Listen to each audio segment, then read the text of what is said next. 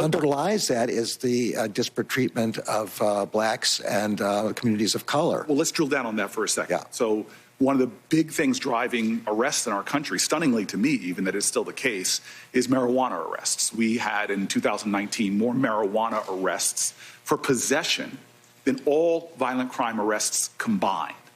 Now, when you break out that data and disaggregate along racial lines, it is shocking that an African American has no difference in usage or selling than someone who's white in America, but their likelihood of being arrested for doing things that 2 of the last 4 presidents admitted doing is 3 to 4 times higher than somebody white.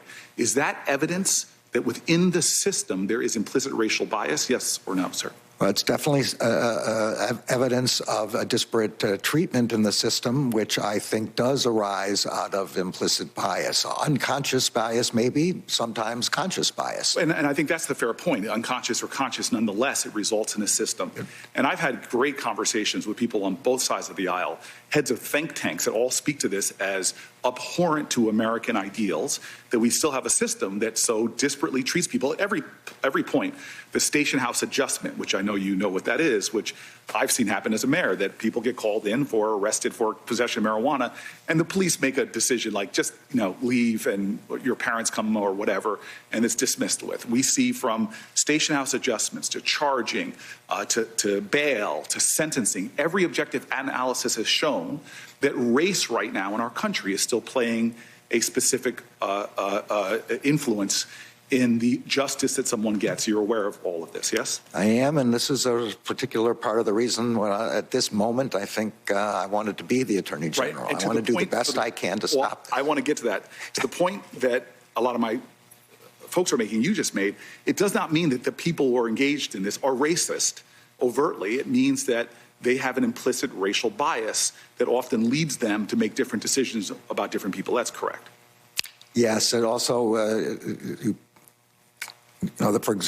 marijuana example is a perfect example that you've given here. Here's a nonviolent crime that, with respect to usage, that does not require us to incarcerate people. And we're incarcerating at different rates, significantly different rates of the different communities, and that is wrong. And it's the kind of problem that will then follow a person for the rest of their lives. It will make it impossible to get a job. It will lead to a downward economic spiral for their family. Right. And so to that point, and now to your point I cut you off on before, now I would like to give you a chance to answer to that.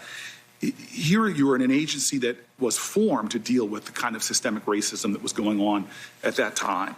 When you have disparate use of the law, where you see African Americans being churned into the criminal justice system, where it is concentrated in certain communities and not in others, where it has, as the American Bar Association says, 40,000 collateral consequences on the lives of those African Americans, where they can't get loans from banks, they can't get jobs, they can't get certain business licenses, where it is so dramatic that there are estimates that it costs literally to African Americans in the persistence of a wealth gap in our country, where black families have 1/10 the wealth of white families. If you just look at the impact of the law and the disparate impact on just marijuana, it is estimated to cost African-American communities in this country billions of dollars more. My question to you now is, assuming this position where you are called upon for that MICA mandate, what are you going to do about this outrageous injustice that persists and infects our society with such a toll on black and brown communities? Right.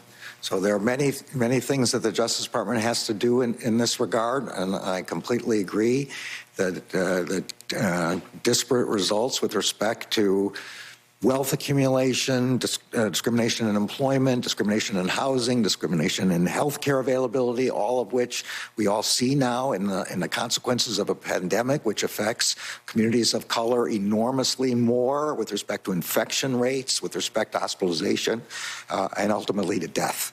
So one set of things we can do is the mass incarceration example that I began with. We can focus our attention on violent crimes and other crimes that put great danger in our society, and not allocate our resources to something like marijuana possession. We can look at our charging policies and go and stop charging the highest possible offense with the highest possible sentence. I was taught in law school never to interrupt a judge of your I don't think it applies. So forgive me. I would like to end with this question, and then my time is up. Yeah. You've talked to me a lot about your thoughts about this, and I've been really inspired. But it gets back to me, to your conviction in this issue and your determination to go down at a time when our nation needs this, to go down as one of the great leaders when it comes to dealing with the daily unconscionable injustices faced by some Americans and not others at the hands of law enforcement. And I think that one thing you said to me privately particularly motivated me to believe you when you talk about your aspirations. And I'm wondering if you could just conclude by answering the question about your motivation and maybe some of your own family history in confronting hate and discrimination in American history. Yes, Senator. So, I come from a family where my grandparents fled anti-Semitism and persecution.